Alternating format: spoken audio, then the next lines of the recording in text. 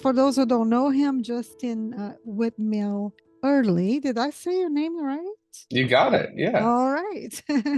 He is a writer, a speaker, and he is also a lawyer. And he is the author of the award-winning books Habits of the Household and The Common Rule. Now, you spend most of your time in your attorney office, right? That's right. Here I am now. Okay, well, that's great. I want to know. I come from a family of many attorneys Is that and right? in Brazil, yes. And I don't know of any of my family members who became writers as well. They don't quite have the time.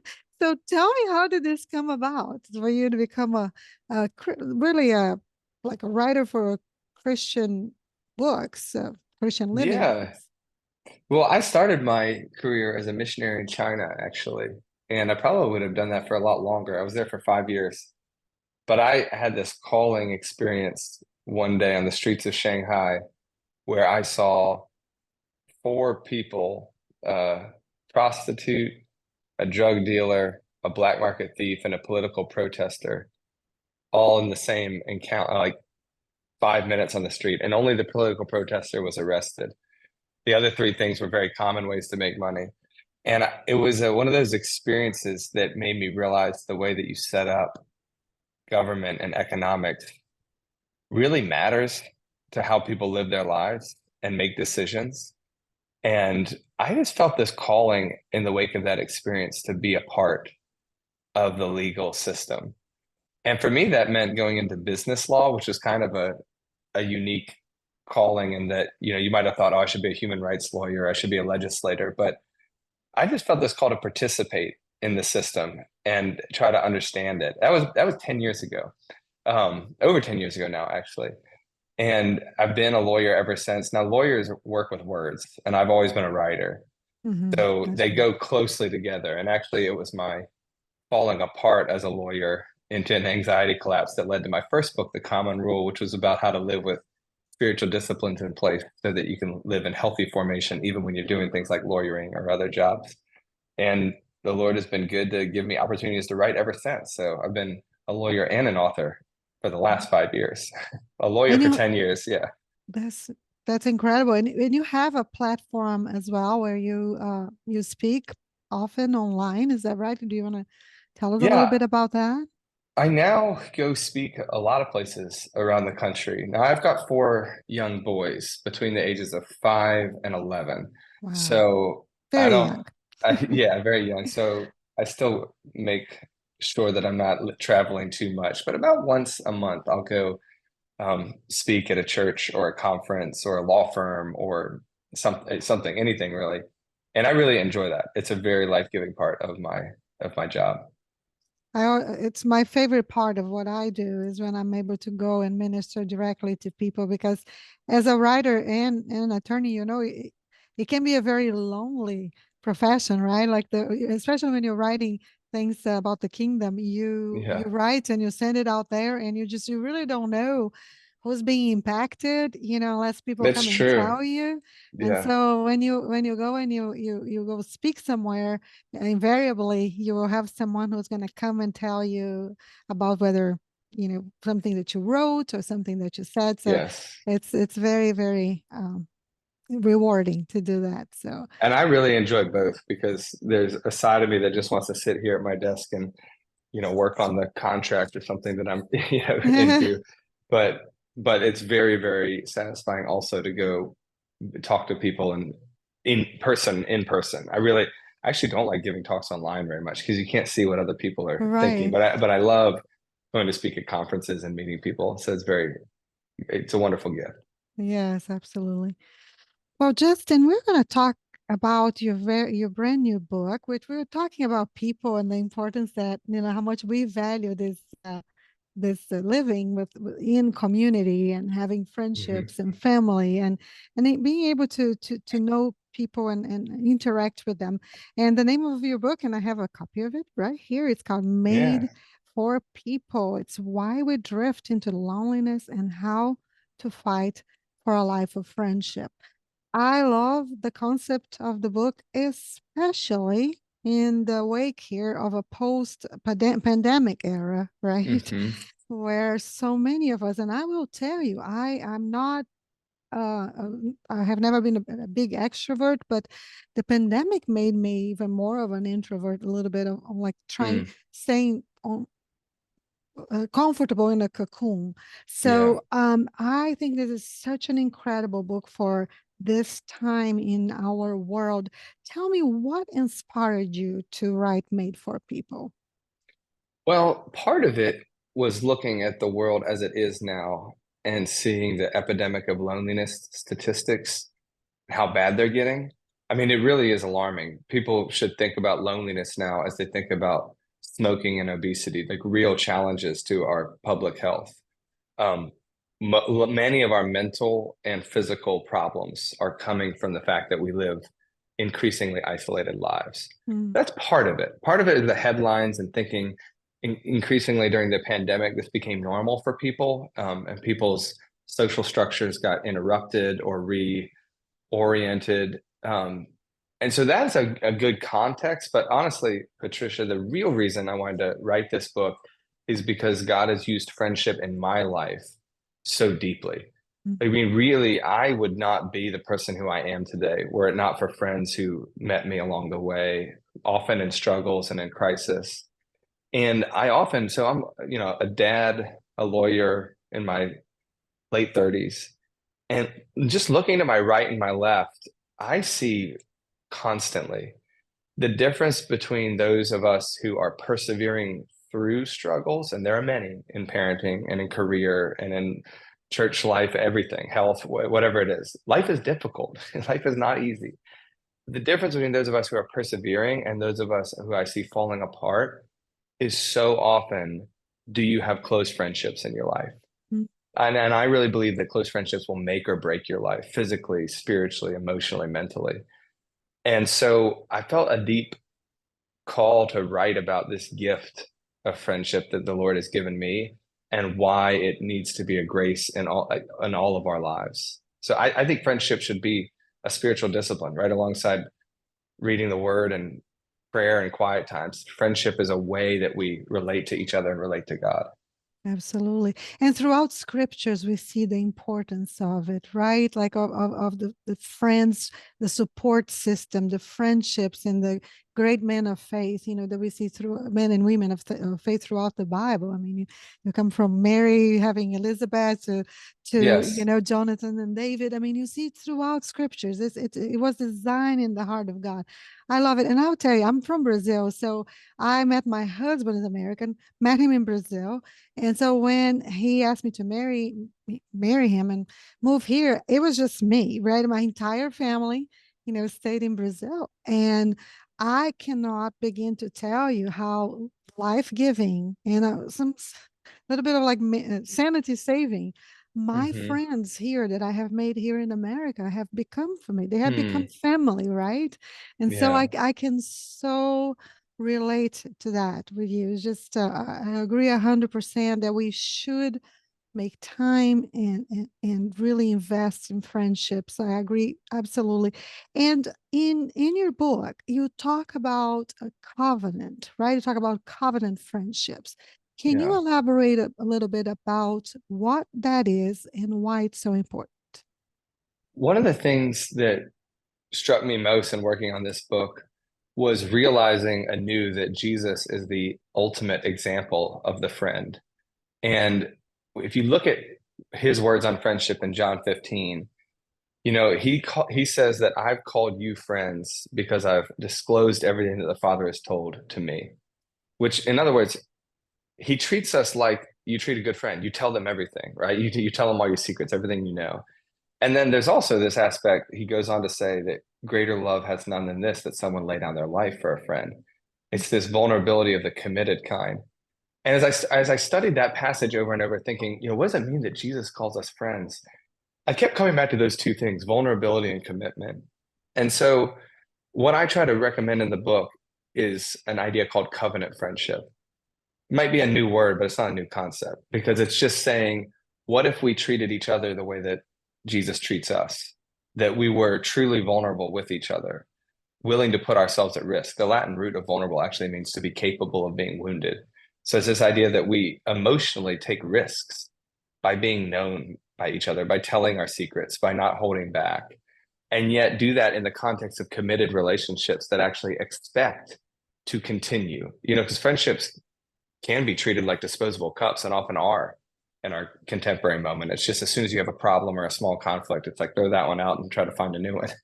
So I try to say, what if we were more like Jesus and entered into vulnerable, committed relationships? And I call those covenant friendships as a way to try to re-enliven the word, because otherwise you hear the word friend and you might think something you do with a click on Facebook, but this is something very different.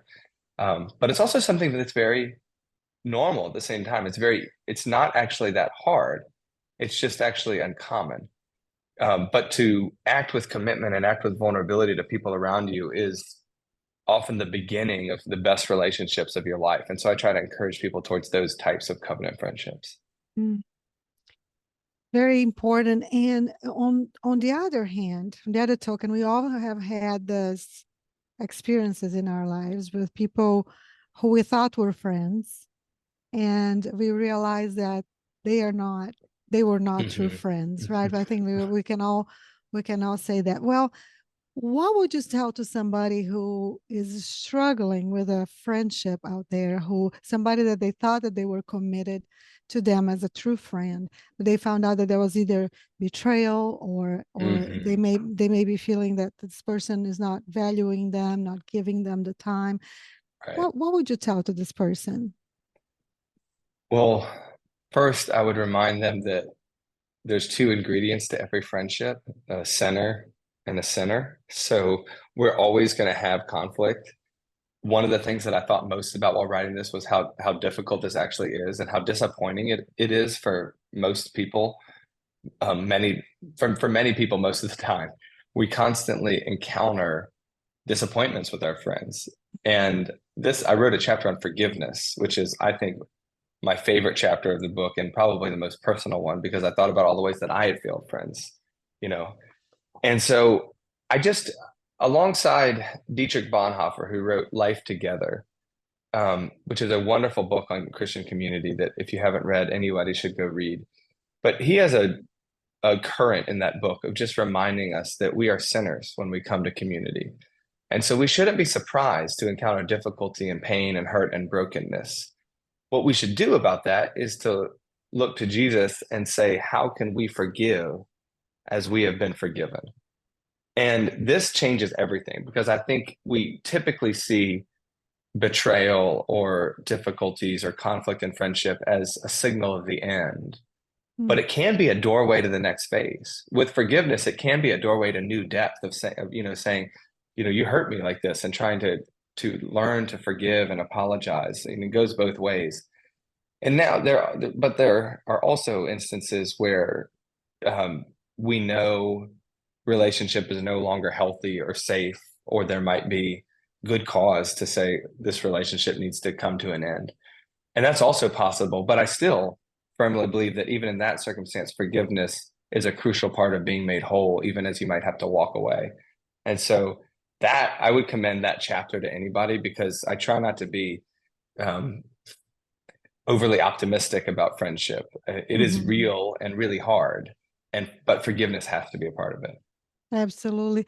And I have a friend since I was 15 years old. We've been friends for many, many years, and we live apart. She lives in Brazil, I live here, and we are still as close as we can possibly be. Mhm.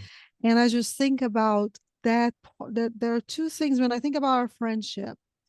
I think about two things that are have has been like a constant have been a constant in our friendship. One is just the commitment and of to be truthful to each other in love, you know, Mhm. and that's one of the things we have never taken our long friendship for granted whenever we had a disagreement. In other Mhm. words, I'm saying sometimes it's kind of like in marriage as well. Sometimes you take for granted because that the person loves you and you end up not being careful with your words, right? and Yeah. and so and with friendships that communication is so much more important so that you don't drive wedges, that could Yeah, possibly be irreparable, right? Because friends can walk away like easily. It's not like a husband that, that's right? right. It's different than marriage, and that's a meaningful difference. I think all of us need to be more committed in our friendships, not less. But I think it's important to distinguish the two relationships, and to be careful. I think one of the things I want to encourage people to do is to both use their words intentionally in friendships to do meaningful encouragement and to do meaningful rebukes, because the words of friends are some of the things that save us, from foolishness and errors. But to just to get used to apologizing, because often we won't say those things right. And Yep. often we need to come back and ask forgiveness or say, I didn't treat you well there, and to keep learning. And I can attest that those friendships, the kind that you actually have sit downs and say, I'm sorry, or like, tell me what I did wrong and how to do better, are the richest, because they really do become deep friends who know you at your worst and yet keep loving you towards your best. Absolutely. I love that. Well, conflict, like we're talking about, is inevitable in any relationships, no different with friendships. Now, does it seem to you like in modern society that people have become less and less tolerable to conflict? And like, I Yes. see that. Tell me what are your findings? Because I know you did the research about it. Well, I think we live in a very, very legalistic moment. And what I mean by that is that what, um, okay, a little hard to explain. We live in a time where there's suddenly been a rise of a new morality. Like it used to be, let's say in the 70s or the 80s. It was the political right who said, we have a claim on morality. And Hmm. they were defending the turf against an avant-garde left who said that we don't believe in those morals. We want to be able to do whatever we want, blah, blah. Well, that culture war has been fought and resorted such that now you can imagine the left side of the political spectrum on the top and defending now a new morality, which Hmm. is you have to talk like this and you have to say these things, and you have to cancel people that don't act like that. Now, this isn't an argument for left over right, but Right. a it is a reminder that we live in a time where we're being told by the people in charge of the morality that disassociation with people who make mistakes or say the wrong things or offend you or hurt you is the right way. Those people are toxic or need to be canceled or need to be boycotted, not talked to, not addressed, or even publicly shamed. Hmm. These are extremely anti-Christian ways of treating people. I mean, Jesus was the friend of sinners, right? He's Right. famously known as the friend of sinners. And that would offend the right in many ways of saying, why are you talking to the prostitutes and the tax collectors and the unclean people, the people, but it also offends the left because he talks to people who have done bad to the poor, the tax collectors who should have been canceled, but he goes and has dinner with them. And his approach to sin is to say, how can I love you back to me instead of how can I shame you out there? Hmm. And that's a long-winded way of saying we live in a moment where that has become the moral norm, and that is legalistic because it is anti-grace based. I mean, Hmm. grace would suggest that yes, you have done something wrong. You should not have said that. You should not have Right. treated that person that way.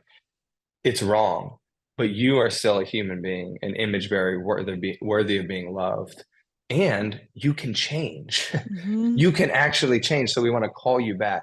That's so important in our friendships because your friends will say dumb things online.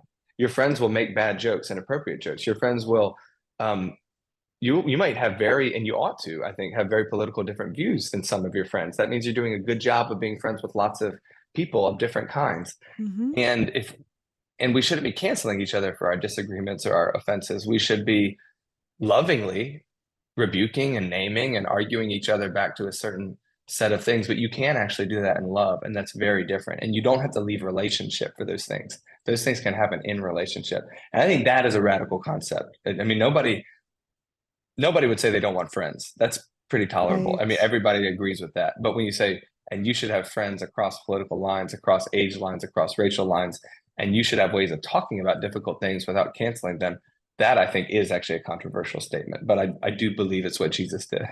Yes, it is what he did, but it's not just controversial, it's difficult too, Yes.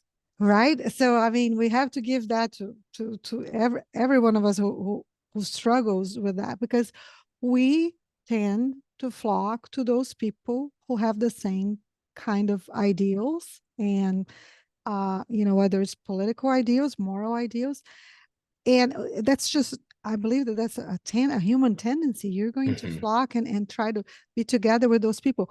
The issue is when you start canceling those, Yes. those friends, because I tell my I have two daughters, and I tell them, you're going to learn that there are levels of friendships, and Hmm. you can never expect someone to give you more than what they are willing to give you, right? And so because of that, you're gonna have the buddy, you're gonna have the buddies, and then you're Hmm. gonna have the deep friends.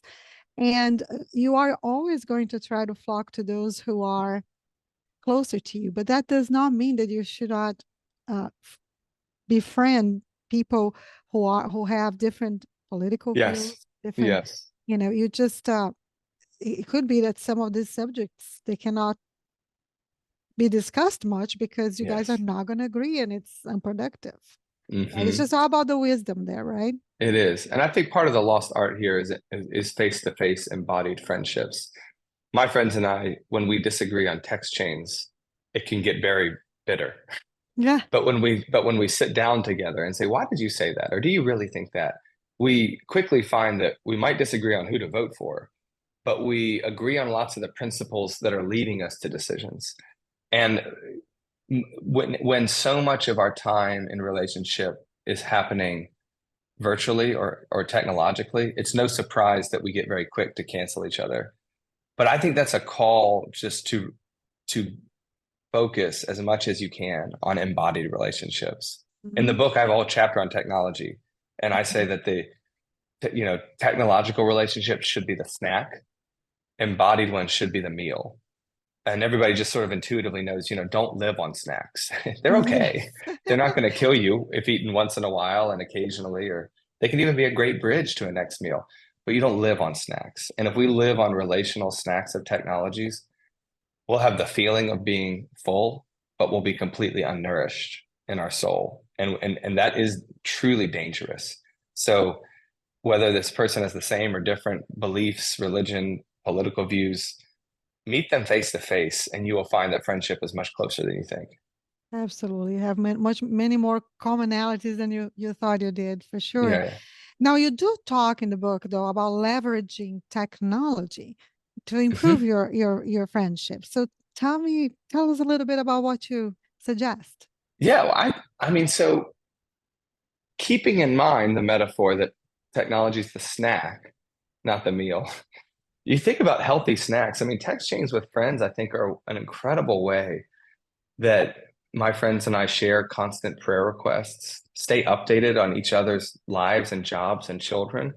I mean, just in this week, my friends and I have texted prayer requests over someone's mother who passed away very suddenly and unexpectedly.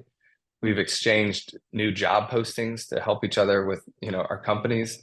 We've planned Christmas parties together. There's all kinds of things that are happening, and seen pictures of each other's kids. The wonderful ways that, some of these people I wouldn't see only once every couple of months, but we are deeply in relationship because of a good text chain.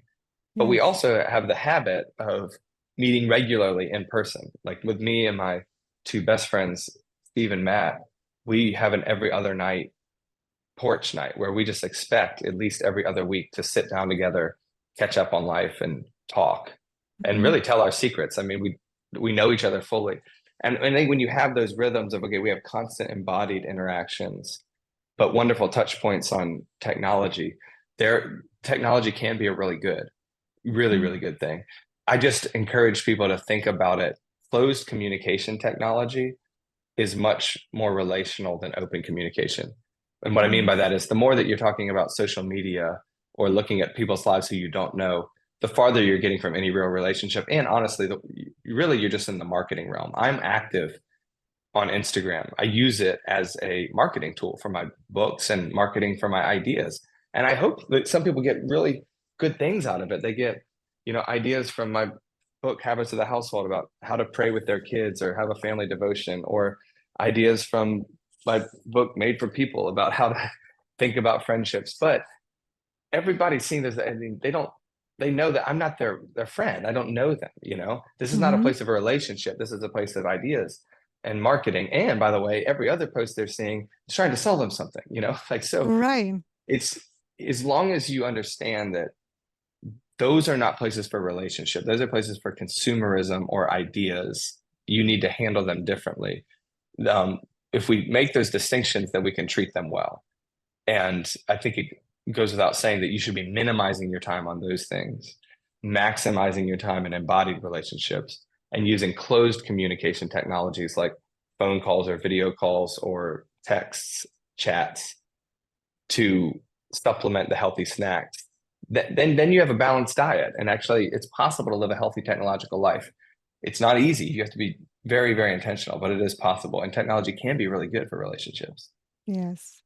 Intentionality is everything when it comes to any relationships, and friends is no different. You have to really invest the time face to face, otherwise it's just not deep enough. And Yes. I agree with you.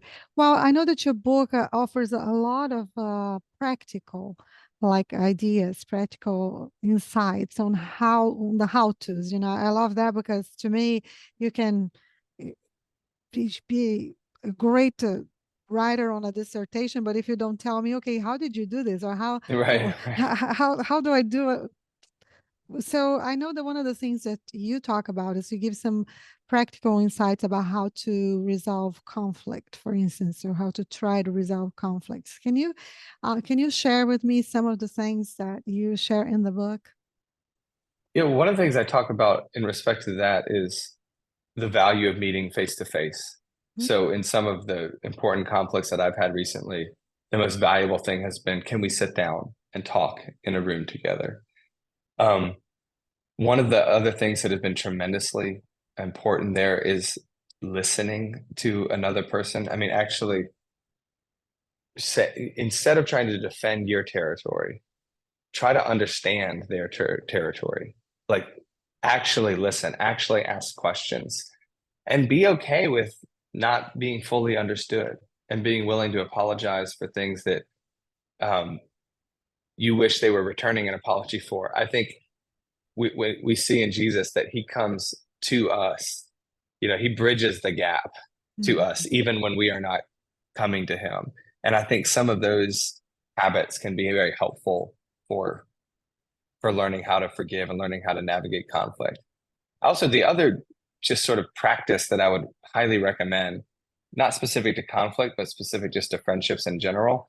If there's any big takeaway practically from the book, my encouragement is for everybody to think of an hour a week as your relational time, which really is not that much if you think about it. I mean, anything else is important as friendship. You have to eat, multiple times a day. You have to sleep, hopefully at least 7 or more hours a day. You have to work a lot. You have to parent a lot. There's so many things that are so important that you have to do all the time. But really, 1 hour of friendship a week will radically change your life. Absolutely. But most of us are so busy, or we perceive ourselves to be so busy with other things, that we say, I just can't make time for that. But Mhm. no one does not have an hour a week.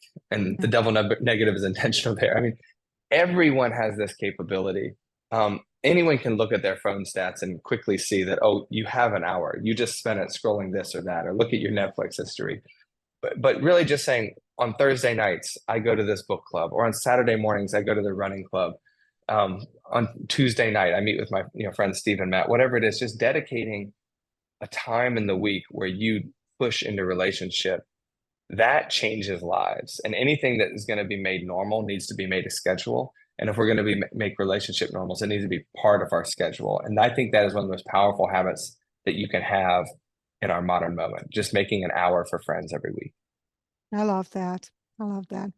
Well, Justin, what a great conversation. We're getting to the end of our conversation, but I wanted you to talk to someone out there who is feeling very lonely. You just said in the Mm. beginning of our conversation there's an epidemic in the world Yeah. of loneliness, of people who are just not in meaningful relationships or friendships. So I know that there will be someone who will listen to this podcast who is struggling with that. They're feeling very lonely. Will Mm. you talk to them and give them some just practical advice on like what to do to maybe reach out to people who they haven't seen in a while or something like that. Mm. So and also how this book can possibly give them some insights on the importance of friendships. Yeah.